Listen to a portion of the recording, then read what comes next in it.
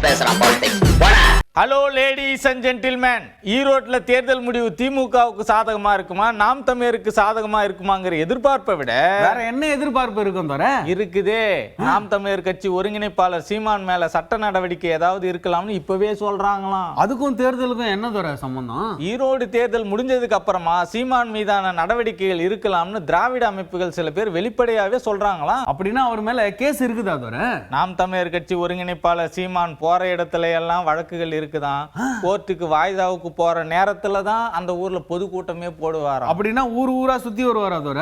ஆமா, ஒவ்வொரு ஊர்லயும் எப்பெல்லாம் வழக்கு விசாரணைக்கு வருதோ அந்த தேதியை கணக்கு போட்டு தான் கட்சி நிர்வாகிகளின் ஆலோசனை கூட்டமும் அந்தந்த ஊர்ல நடக்குமா. அவ்வளவு போராட்டம் பண்ணிருக்காரா தோற? நாம் தமிழர் சீமான் மீதான போராட்ட வழக்குகள் எல்லாம் ரொம்ப ரொம்ப கம்மி தான். அவருடைய ஆவேசமான சிறப்புரையை கேட்டு அந்த பேச்சுக்கு வழக்கு போட்டதுதான் அதிகமா. பேசுனதுக்கெல்லாம் வழக்கு போடுவாங்களா தோற? சட்டத்தை மீறினா வழக்குன்னு சொல்றாங்க. இந்திய இறையாண்மைக்கு எதிராக பேசின வழக்கு, மறைந்த தலைவர்கள் பத்தி கூட குறைய பேசின வழக்கு, சாதி பேரி சொல்லி பேசின வழக்கு, எல்லாம் பேசுனதுக்கெல்லாம் வழக்கா தோற? பேசின வழக்குகளும் இருக்கு, அனுமதி இல்லாம பேசின வழக்கு, தடையை மீறி மேடை போட்டு பேசின வழக்கு.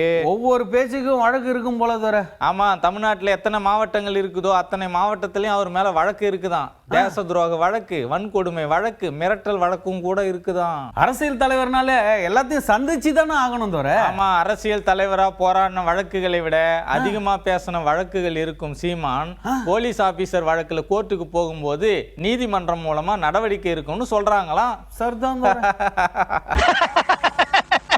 அரசியல்ல இதெல்லாம் சாதாரணமாப்பா.